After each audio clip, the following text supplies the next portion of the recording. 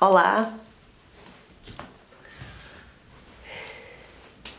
O meu nome é Andreia, sou do Porto e vamos falar sobre criatividade e empoderamento, a expressão da criatividade na nossa vida. Vamos ver que mecanismos é que estão subjacentes a determinadas crenças limitadoras que temos sobre a nossa própria criatividade. Portanto, acreditamos realmente e repetimos: não sou criativo, não sou criativa, eu não posso fazer isso, isso não é para mim, nem pensar. Quais são esses mecanismos que estão ativos na nossa mente, na nossa psique? Porquê é que estes mecanismos se desencadeiam? Devido a quê? Não é? O que é que está a produzir isso?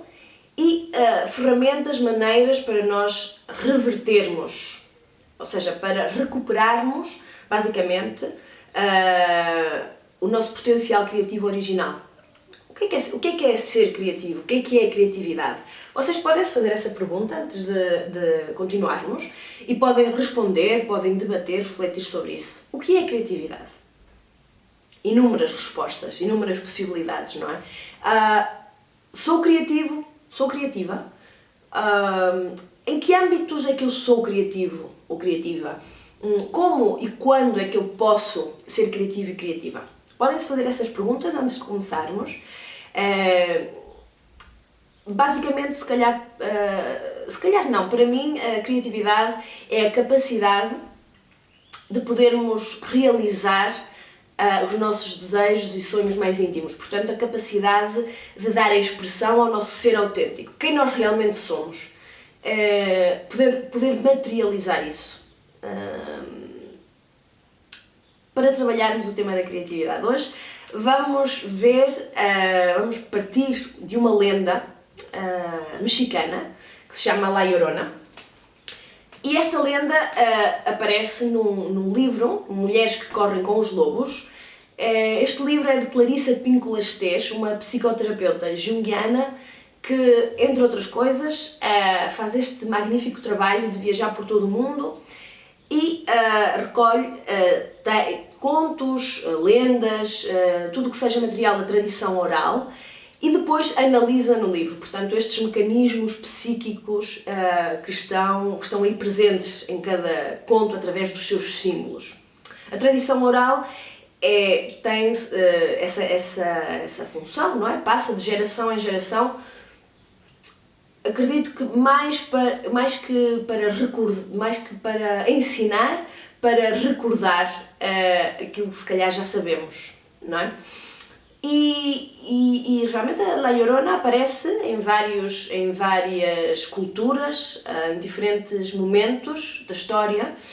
Esta é uma versão desta lenda mexicana, mas aparece também na mitologia grega, um sem fim de histórias, não é? E estamos a falar de criatividade. Vamos ver então qual é essa lenda.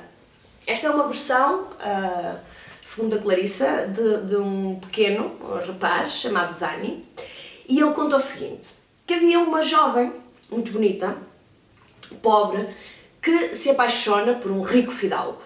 Apaixonam-se ambos. O rico fidalgo tem uma fábrica. Esta fábrica está à beira-rio, e é uma fábrica que polui bastante esse rio, não é? Portanto, os detritos que verte no rio fazem com que estas águas estejam poluídas. Eles estão apaixonados e ela acaba por engravidar e um dia vai passear à beira-rio, não sabendo que esta água está envenenada, bebe da água do rio. Quando dá à luz, dá à luz 2 gêmeos, e estas crianças nascem cegas e com deformidades severas. Portanto, é um grande choque e o facto destas crianças estarem assim é devido precisamente à água poluída, envenenada deste rio. O rico fidalgo, quando fica a saber disso, rejeita completamente os seus filhos, também a jovem, e diz que não quer saber mais nada, nem deles nem dela, e que inclusivamente se vai casar com outra pessoa, com outra jovem. rica também ela, e que ela sim admira bastante portanto, a fábrica e tudo o que ela representa.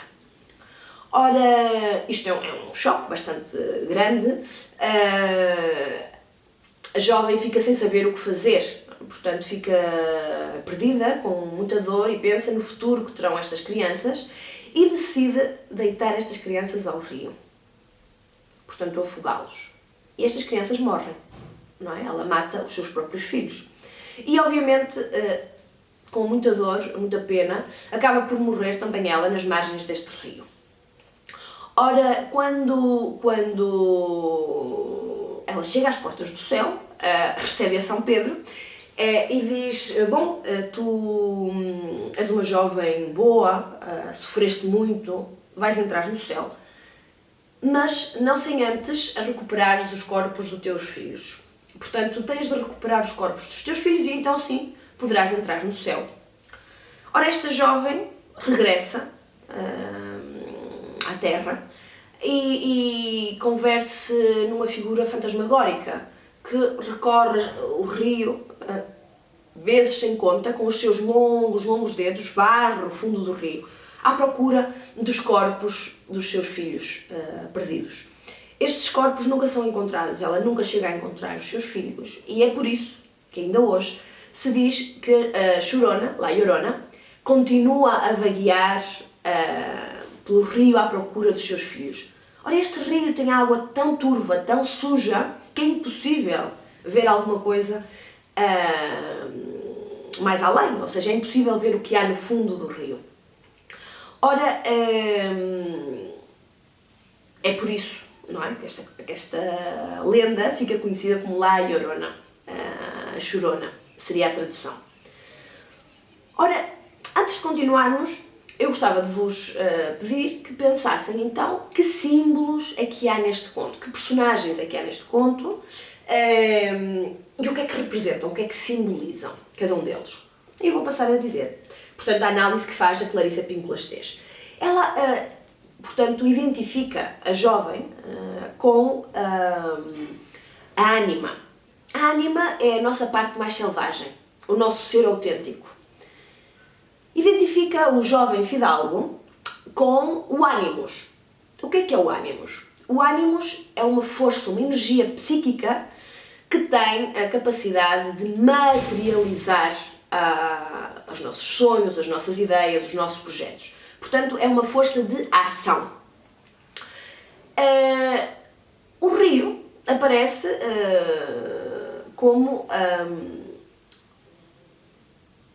o fluxo criativo, portanto a energia criativa, a nossa energia criativa, um fluxo que está em movimento, que é fluido, não é? Ora, como é que está este rio? Este rio está envenenado, envenenado. E qual é a consequência deste rio estar envenenado, estas águas estarem poluídas, envenenadas? Há outro símbolo, que são os filhos. E os filhos o que é que representam? Representam as ideias, os ideais, os projetos, os sonhos que temos. E estes ideais, estes sonhos, portanto, morrem, não é? Eles acabam mortos. E o que é que está a poluir esse rio? O que está a poluir esse rio é a fábrica, não é? O que é que representará a fábrica? Vamos só pôr atenção que a fábrica parece relacionada intimamente com o fidalgo. Portanto, o ânimos, não é? O nosso ânimos. Todo o ser humano, não é? Esta energia da ação que nos leva a materializar, a plasmar no plano material, real, os sonhos que temos, as ideias que temos. Ora, este ânimos é um ânimos, portanto, que dá vida a, origem a, aparece aqui como uma característica negativa, é um ânimos destrutivo. Portanto, em vez de ser favorável à materialização, aparece e joga em contra, não é? E isto é precisamente o que acontece com estas ideias, estas falsas crenças de que eu falava no início, que nos levam a pensar, a acreditar realmente que não somos criativos, não somos criativas, não podemos fazer determinada coisa, não é? Este ânimos está doente, alguma coisa que não funciona, não é? Que não funciona, que não está como deveria estar. Portanto, este músculo está fraco, debilitado, não é? Então isso tem a ver com a fábrica, não é? Que é o que está a poluir o rio, ou seja, a nossa vida criativa, este potencial criativo que temos de gerar, não é? Atenção que a ânima, a nossa vida, o ser autêntico, o ser criativo por natureza, fecundo, portanto, transforma-se noutra coisa, em La Llorona, não é? Perde este caráter de fecundidade e perde este caráter de criatividade. Portanto, transforma-se noutra coisa, não é? Isso tem a ver com a fábrica, portanto, que é o que está a poluir o rio. Esta fábrica simboliza todas portanto, as razões pelas quais passamos a acreditar que não somos criativos. Isso pode ter a ver com a cultura, a sociedade em que estamos inseridos e inseridas, portanto, as pressões que a sociedade exerce sobre nós, como também pode ter a ver com os nossos próprios complexos negativos, que, por sua vez, podem estar perfeitamente e estão muitas vezes potenciados por todo este ambiente, não é? Portanto, nós podemos perfeitamente sucumbir a estas pressões externas e acabar por fazer atuar segundo as expectativas alheias, expectativas que não são as nossas, senão fora. Pode ser da família, pode ser da cultura e da sociedade, como eu disse precisamente, pode ter a ver com os papéis que assumimos nas nossas vidas, não é? Pelo facto de ser, um homem deve se comportar desta maneira, uma mulher deve fazer isto, é ridículo pensar, uma pessoa adulta o que deveria fazer é tal, não é?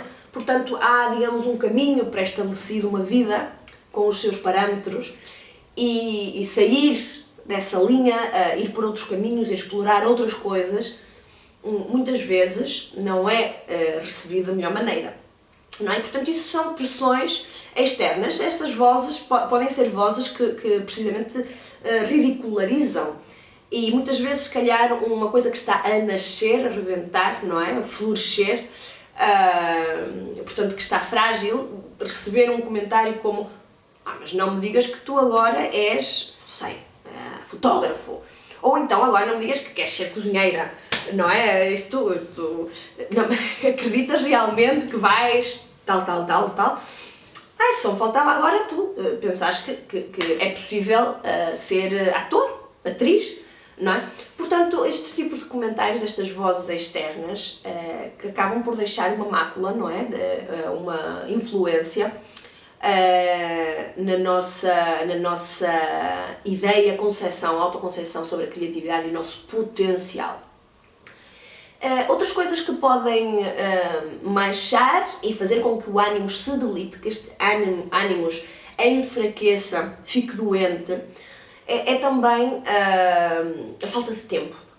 Uma suposta falta de tempo, não é? Porque nós, muitas vezes, o que fazemos é precisamente priorizar tudo o resto, não é? Sabemos que queremos começar esse projeto novo, há essa coisa, há essa chaminha que nos chama, não é? Não sei, começar um projeto sobre rúcula selvagem, aprender a fazer tomates secos, por exemplo, dedicar-se à fotografia. De repente tenho esta inquietação e gostava de este primeiro passo, essa primeira aula, mas nunca acabo por fazer, nunca priorizo, não é? Outras coisas que nós fazemos também é anular precisamente a nossa autenticidade, porque, claro, como há tanta expectativa desde fora e nós queremos ser amáveis, entramos numa espécie de anorexia artística, não é? Portanto, queremos parecer bem, queremos ser amáveis, quando realmente o que precisamos é de nos alimentarmos e de priorizar esse chamado que sentimos, não é? Descobrir quem somos. Uma outra dificuldade, muitas vezes, que envenena o rio é precisamente que não saber quem somos. Não é? Isso também está a envenenar o rio, isso também está a debilitar o ânimo, a energia de ação. E não sabemos como começar, não temos nem ideia. Damos mais valor, portanto, a essa respeitabilidade, a essa maturidade e não nos priorizamos de alguma maneira, não é? Portanto, poderemos inclusivamente acabar por ter uma experiência extracorpórea, quer dizer, recebo um aplauso, um prémio, um elogio e acredito que estou a fazer bem, mas isso não alimenta a alma, não é? Portanto, podemos cair um outro indício de que temos um ânimos doente, é precisamente um excesso de fabricações sem alma. O que é que isso significa? Que estamos a produzir muito, mas que isso não nos alimenta a um nível psíquico, não nos conforta, não nos dá uma sensação de plenitude. Continuamos a sentir um vazio. Não estamos a alimentar-nos realmente. Isso não é o que realmente queremos. Podemos ter prémios, sim. Podemos ter elogios, sim. Podemos ser reconhecidos. Mas isso, se calhar, corresponde com um falso eu, uma produção de um ego e não de um ser autêntico. Outro sintoma, penso que é bastante interessante, bastante importante refletir sobre isto, é fantasia. Fantasiar. Portanto, eu posso ter inúmeras boas ideias, mas isso nunca chega a concretizar-se, nunca materializo nenhuma ideia. Portanto, esta fantasiar, entrar neste hábito de fantasiar, é um analgésico muito poderoso. Inequivocamente, há um ânimos doente que precisa voltar à vida, não? Portanto, precisamos fazer ginástica com esse músculo, fortalecer o músculo. O ambiente de que estamos rodeadas, portanto, é importante, um ambiente que fortaleça, que incentive, que dê calor, proporcione calor a essa loucura, não é? Que de repente nos ocorre, nos passa pela cabeça. Muitas vezes também nos resignamos a uma coisa mais medíocre, não é? Pensamos que só damos esse 20%, mas é um 20%. Isso significa que não estamos a dar o nosso 100%, não é? Ou então conformamos-nos com imitações. Imitamos alguém que admiramos, mas isso não é sermos nós próprias. Estarmos a materializar, portanto, os nossos sonhos verdadeiros, do que realmente queremos, não é? Portanto, esta questão do tempo é importante para encontrarmos o tempo para nós, no sentido de podermos desfrutar do êxtase, da maravilha, não é? Disto de um descanso criativo, portanto, algo que seja nutritivo para nós, indispensável para qualquer criador e criadora. Mas esta poluição, este veneno lançado ao rio, pode vir também de nós próprios, portanto, dos complexos negativos que temos, não é? E estes complexos negativos podem ser coisas como, precisamente isso, não é? Esta voz interior. Se tu agora pensas que és, não me digas que realmente acreditas que é isto, bom, isto não passa de uma loucura, não é? De uma coisa sem sentido, isto não vai mais além.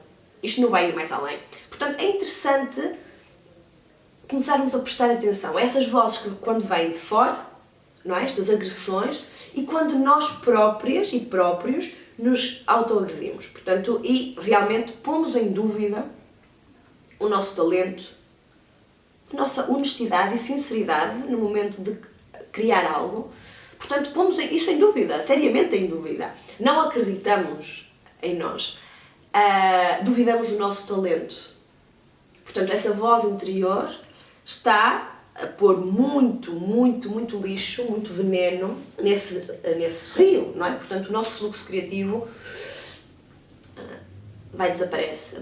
Acaba com umas águas da lenda, não é? Completamente turvas e sujas, onde não se pode ver nada. Há uma maneira de revertermos isto, de fortalecermos o ânimo, que é a nossa energia de ação, de realmente poder levar a cabo os nossos sonhos, os nossos ideais, os nossos projetos. Sim, coisas simples, mas este músculo precisa realmente de força, de energia. Então como é que nós podemos fazer isso? Aceitar elogios. Elogios sinceros, aceitá-los. Quando alguém diz, estas bolachas estão maravilhosas, este bolo está maravilhoso, estas fotografias estão incríveis, este poema foste tu que escreveste? Uau! Pois em vez de dizer, bom, também não é para tanto, isto não está assim tão... Enfim, deu-me por aqui, fiz. Bom, mas não. Agradecer. Agradecemos, sinceramente, agradecer e pôr atenção quando estamos a agradecer. Portanto, pouco a pouco, vamos fortalecendo, dedicar tempo para nos maravilharmos, para descansarmos, para estar connosco, para priorizarmos esse sonho, essa atividade que queremos começar. No caso de ser uma atividade, pode ser começar uma relação, pode ser fazer uma viagem, ou pode ser deixar de fazer viagens e encontrar e ter um lar, ter um filho. Quer dizer, a criatividade pode se expressar de 1000 maneiras, pode ter 1000 formas. Qual é o sonho aqui de cada um e de cada uma? Portanto, dedicar tempo a isso. Se há algo que me está a apaixonar, dedico cada dia um pouco a essa atividade que me fascina. Outra coisa é não pôr um limite àquilo que me provoca alegria. Aquilo que me dá verdadeiro prazer, que me provoca alegria, portanto, que me provoca, não é? Que me faz estar mais do que a 20%, a 100%. Porquê? Porquê é que eu tenho de contentar-me com menos? Não tenho porquê. Porque se pomos um limite à nossa alegria, à nossa capacidade de sentir alegria, realmente estamos a pôr um limite à nossa capacidade de dar e de viver com os nossos dons, os dons com que nascemos.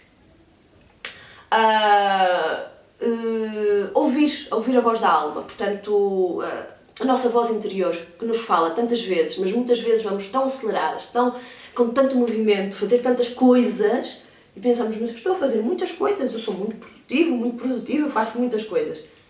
Ouvimos a voz da alma, são coisas que nos estão a alimentar, não é? Parar-se. E basicamente dar a mão a essa vontade de criar um laço com a nossa capacidade de criar, recuperar o nosso potencial criativo original com que nascemos, que é nosso por direito, em vez de colaborar com a nossa opressão, a nossa própria opressão. Muitas vezes é isso que acontece e não nos damos conta. E com isto despeço-me. Muita força, sorte, saúde para estarmos nesta limpeza do rio, limpeza das águas e darmos renda solta ao nosso potencial criativo e realizarmos que é o que merecemos. Obrigada. Adeus. Muito amor de coração.